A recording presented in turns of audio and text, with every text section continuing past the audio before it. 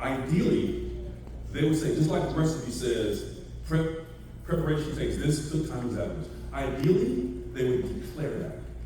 Publishers don't declare it, usually because nobody demands that they do. And because the market pressure is not there for them to do that, why would they be the first one to step out? And you see that and get scared and then don't buy it, they would rather not declare it. Right? That's just business. So the first issue is time. Do you have the time that it takes, not just to implement, but to fully prepare?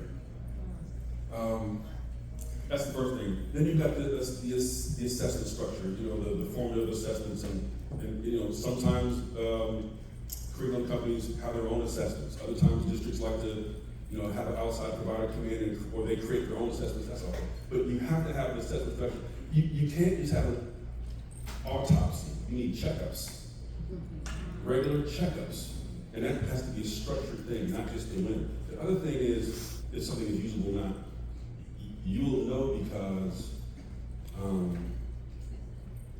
there is a process for driving instruction. An improvement cycle, is what you call it, or data-driven instruction, whatever the lingo is nowadays. But you're monitoring the progress of the kids and the teachers. And the last thing is, the biggest gap in K-12 education today is observation and feedback. People are not being observed and being feedback consistently. They're not growing, they're withering on the vine. So you won't really know if that is not part of the culture of the district. But those are some of the things that I show. I appreciate that. So then let me ask this. How can we balance the desire for innovation with the need for simplicity and usability? Don't try. Don't balance that. I used to be a managing partner at a nonprofit called New Schools Ventures Fund. And they're all about the innovation and create new schools. And I used to fund public schools out there too. But I was in charge of the schools portfolio. And they were, you're supposed to, all different kinds of learning, personal learning, village learning, whatever the new thing is. And here I am talking about reading. And I was like, that's the innovation. That's what we're on right now, reading.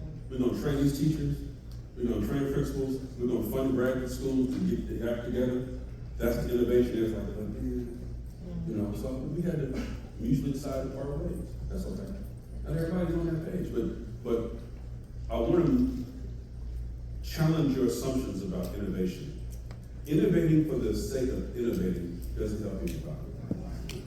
We got to be on results. What's working for kids? Now, if something has evidence of working for kids, all they do we can talk. But our kids aren't guinea pigs, they're not hamsters. You know what I'm saying? Like, what works for kids, let's scale that. And go for it, especially when budgets are tight.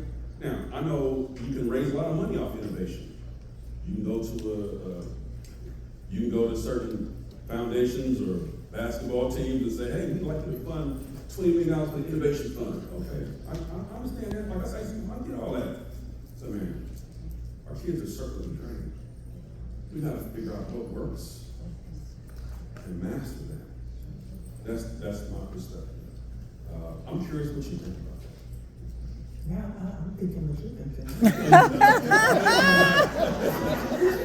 Kareem, you're known for keeping it real. You come to Portland a few times. We've talked a few times, Judge. It's our first rodeo. No, the screening, I hope that you all have that in your playlist, the Right to Read, the documentary, that was amazing. Let me say this. Education suffers from insecurity. Because we're insecure about our standing in the professional class, we like to, juggle things on our fingers and stuff and make it look like it's enough to teach children and to serve them and give them a quality education. That's enough. That is an honorable profession. We don't have to come up with a silver bullet just so that we can look good amongst our colleagues who are doctors and lawyers. Come on, we gotta really be honest about this thing. There is a bit of that strain in a lot of districts across the country. Well, let me show you what we do now. Well, look what this one can do. Well, look what teach them to read. Keep them safe. Teach them to read. That's why the dropout class is algebra. People think it's math. It's because algebra really, it's math, but it's reading in a sense. So I would just urge people, I'm not, anti-innovation, but not innovation is the innovation. So. Well, I love that. So thinking of the curricular solutions, what are some of those other mistakes that you've seen districts make? Yeah.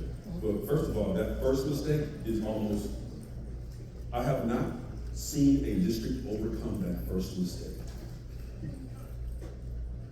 To be clear, like we can go into other things, there are other pitfalls, but if your prep time does not align with your materials, then your strategy is officially hope.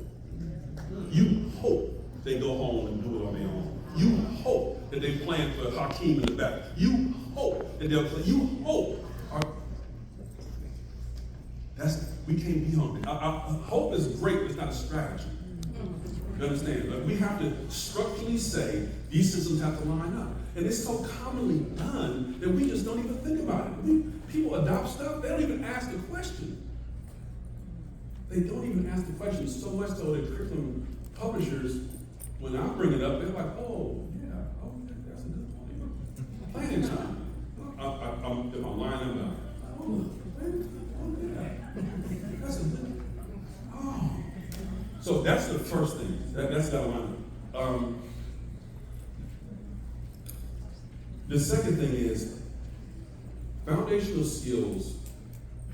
I like football. So there was an old football coach named Bum Phillips, and he had these two quarterbacks. And he couldn't decide which one to play. They were both pretty good. And so the announcer guy put the mic in front of his face and said, hey, aren't you happy to have two quarterbacks? And he said, well, if you got two quarterbacks, you don't have one. Now, when we start talking about curriculum, when we got the foundational skills component, we got the basic component, we got the Hagerty, the SIPs, to this, we got like 5 different things, and we're gonna stitch it together. You don't have no, that's not a program. That's not, because if I'm going home, I'm gonna decide which one of them things to put in my bag. Especially if I wanna save my marriage. I'm not going home with 5 books.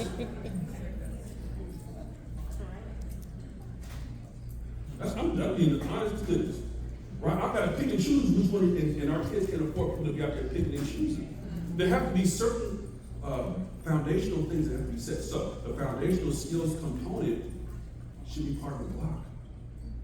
That's why, and I'm all for, I like Wit and Wisdom. I think it's a really good program. I know Lynn, the CEO, and they do good work. I know they, was Baltimore City Public Schools?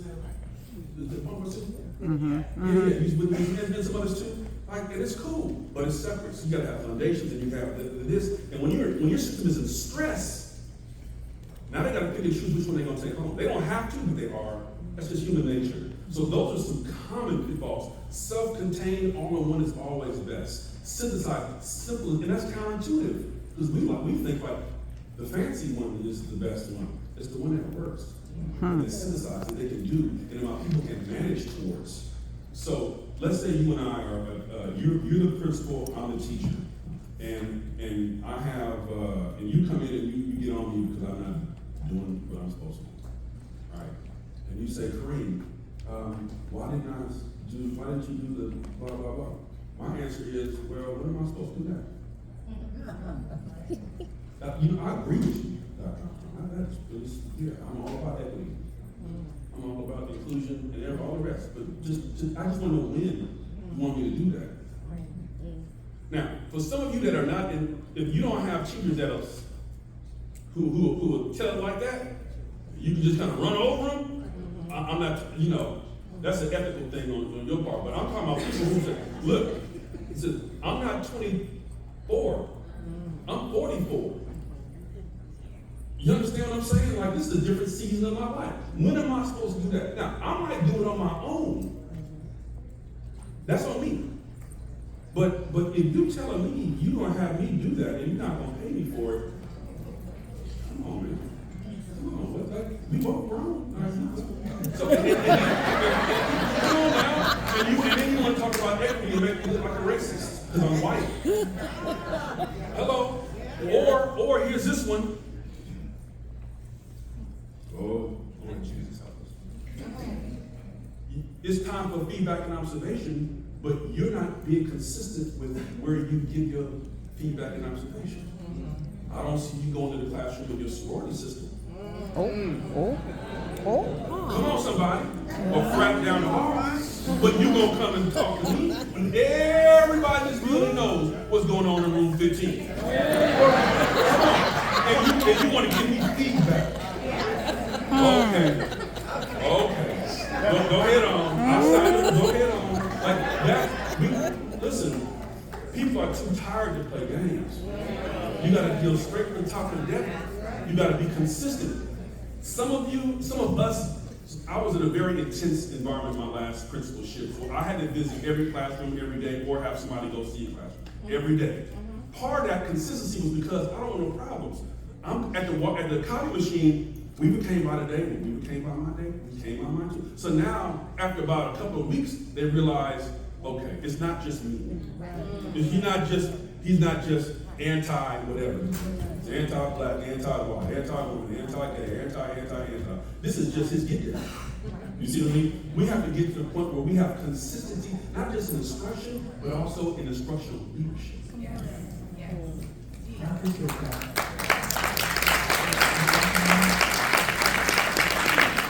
You didn't brought me out here. That's what y'all blame her. He's got a manager, and I heard you say, well, listen, I would hang out with them sitting in the rows. I saw some other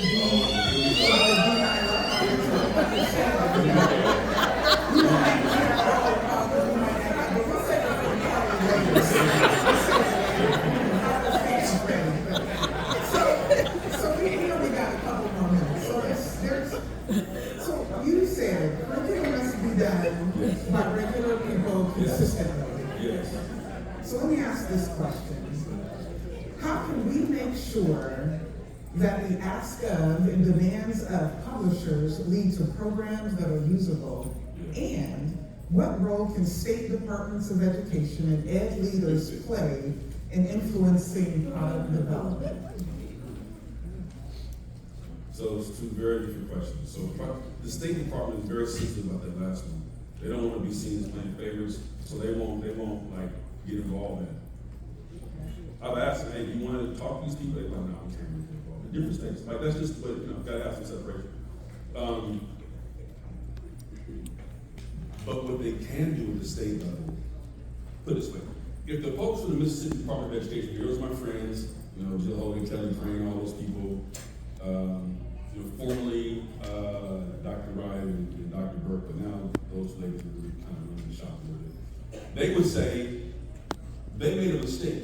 They spent because you guys heard Mississippi has really improved. They were 50th, now they're like 9th or something. Like they really improved. It took about 10 years.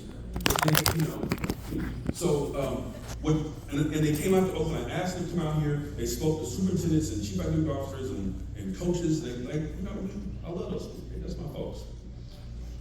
What they said was, we made a mistake because the first adoption cycle or approval cycle, it was all about what has to be in there.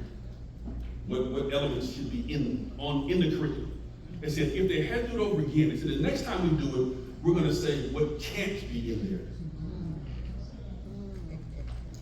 They said that's even more important because the old strategy was just throw it all in there, and the bureaucrats will check the boxes. They'll go get what they're looking for, and they'll check the boxes, and we get approved. That's the game.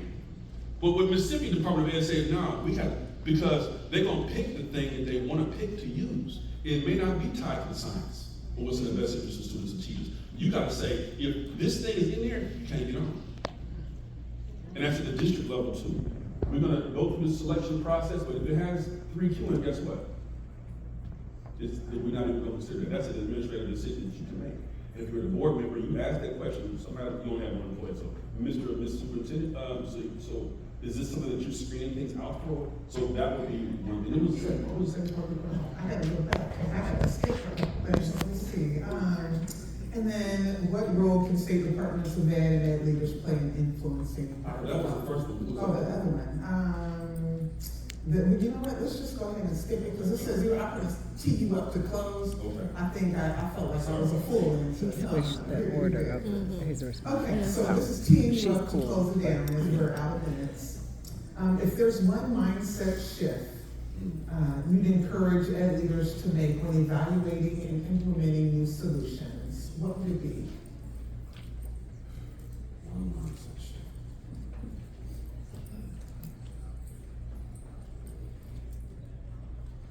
Good question. One. Let me do one. Only because of minutes. Yeah. The lone wolf mindset. That's the one. I can throw down on publishing companies. It's like there's a lot of different people I can draw from, but it's that lone wolf mindset. I had it for a little while. You know, I'm gonna close my door and teach. I know these other teachers down here are struggling. The principals off the chain. I'm gonna do it on my own. They don't know what they're doing. They on balance literacy, I'm in science and reading, so oh well. Like the lone wolf stuff, I get it, but if I could change it, if I had to, it would be that, because this is not an individual thing. This is going to take teams of people. And so we talk about the teacher turnovers, a lot of teacher turnover. They need guidance and support, they need leadership. They need somebody who is not their supervisor. Because as a peer, you can say stuff that your supervisor can't say. They need somebody to say, no, that's not what we're on right now. Not just wearing the flip flops, that's all the But also, I know, somebody had to say it. come on, you know what I'm saying. But at the same time, but also, like, this is how we get down here. This is what we do here. Teachers carry the culture of a building, and they have to hold their lines. And so it's easy, it's tempting to just close the door and teach and say, I'm not gonna engage these other folks and younger teachers. And I understand it, but if I could change one thing, it would be the lone wolf mindset in education. It may come from fatigue. I'm just saying,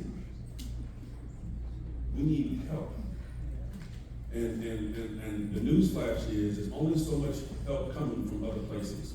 In the building, you can't be lone wolves. That's what I would change. I appreciate that.